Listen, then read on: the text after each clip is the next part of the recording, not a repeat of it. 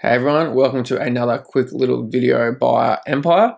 Today I want to quickly just jump on and run over Goggle DAO. So we've mentioned this in a YouTube video not too long ago, but we mentioned it in Discord actually before then. But yeah, wanted to quickly jump on and talk about how we managed to still make a nice little tidy profit on it and what we've done with the money that we made on that. I wanted to just quickly touch on why we sort of sold out and why we had played this as such a short-term little play. Right, so we actually did mention this in our Discord yesterday too. So if you're not in our Discord and you are sort of following some of our videos, jump in there. You can ask us any questions, and you can sort of see we post a bit of stuff in here that we're not really talking about in all these videos and things like that we're doing.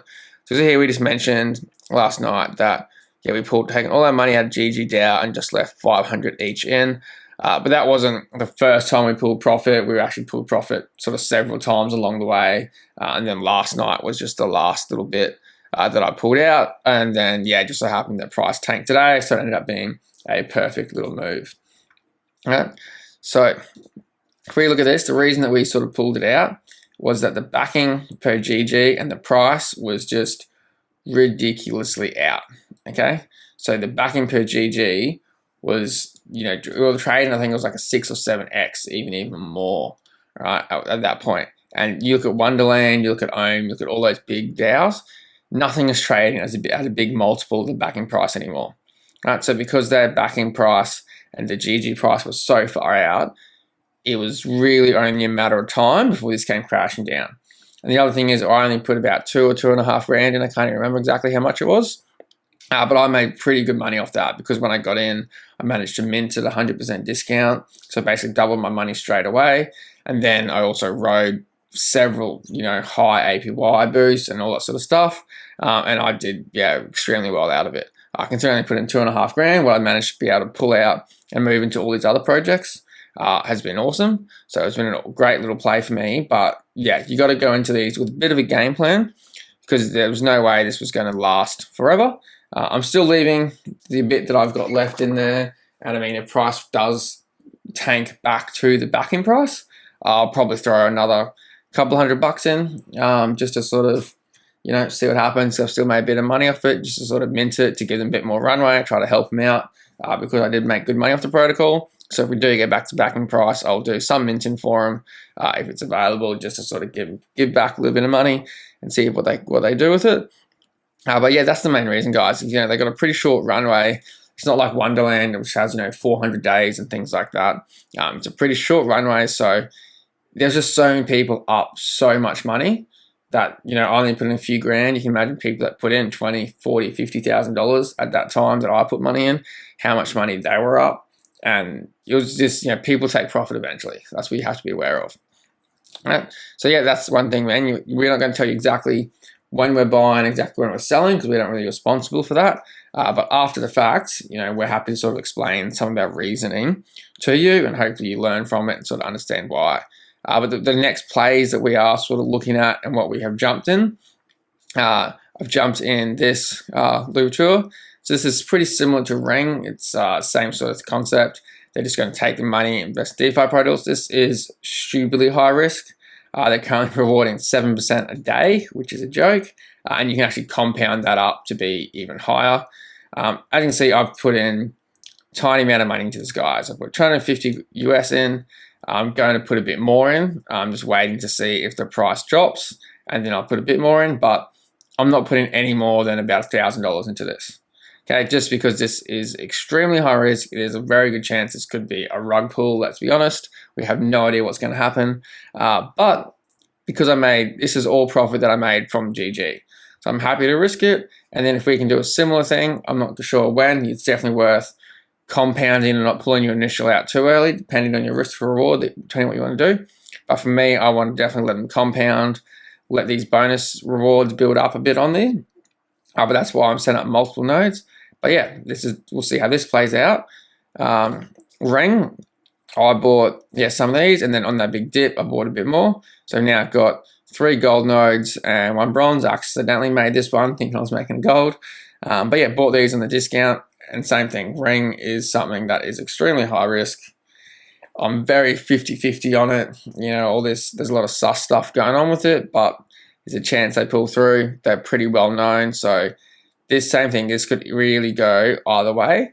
But again, this is bought with all profits from GG. So I'm just spreading my risk out across all of them. And as long as I can get my initial out at some stage, I'm not too sure. I've got a bit of a rough plan when that's going to happen, but definitely going to do some compounding first. But yeah, we'll sort of see how that goes. Same thing with Rome. So I only put about $1,000 into this so far. And again, this was all profit from GG. So I'm bought this at, like 240 or something like that. So I'm down a little bit, but I've got the staking rewards that'll sort of counter it out a bit. But again, that's why I'm only putting $1,000 on it, guys, because it's just, who cares about that sort of money? It's all come from this. And then the ones that are a bit more solid projects, I put some money in Altura and some money in this C10 Arena. All right, so I'll do a video on these soon. But these are the ones that I put a bit of money in, and I'm going to try to hold these until they break the all-time high. And when they break all-time high, that's when I'll start taking profits. But I bought these with GG profit, and then once I eventually pull my initial out of this ring and then Rome, I'm planning on putting that initial across these two coins as well. And then that was basically my little game plan, so off 2.5 grand, managed to buy ring nodes, bit of money in Rome, bit of money in Lubatia, bit of money in Altura, bit of money in TXG, still got money in GG, and I've got a little bit of money in stablecoin still. All right, so that's how we played it. And yeah, so I hope you guys learned a bit from this. So when you are getting on some of these own forks and these high risk plays, make sure you have a bit of a game plan.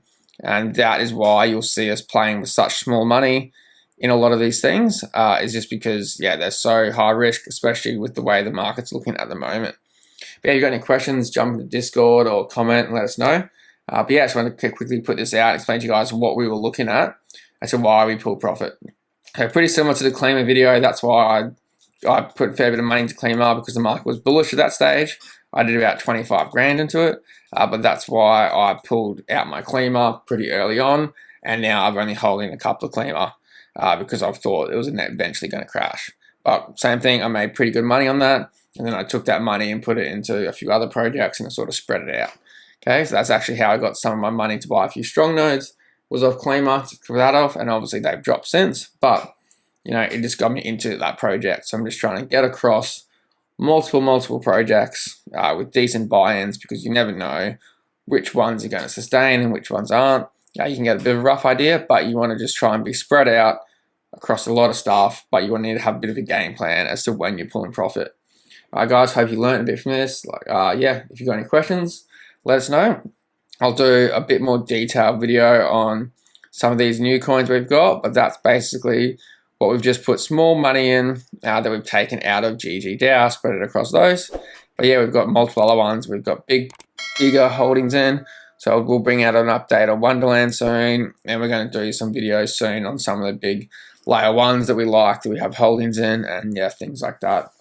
And do an update video on those crypto on those Kongs, because Rumble Kongs we mentioned a while ago, and they've been absolutely killing it lately. That's a video I posted probably about 3-4 weeks ago, and we're all holding fair decent amount of Kongs. So projects like that are ones that I'll go pretty hard on. The ones that I actually really generally like. So hope you guys learned a bit, and cheers for listening.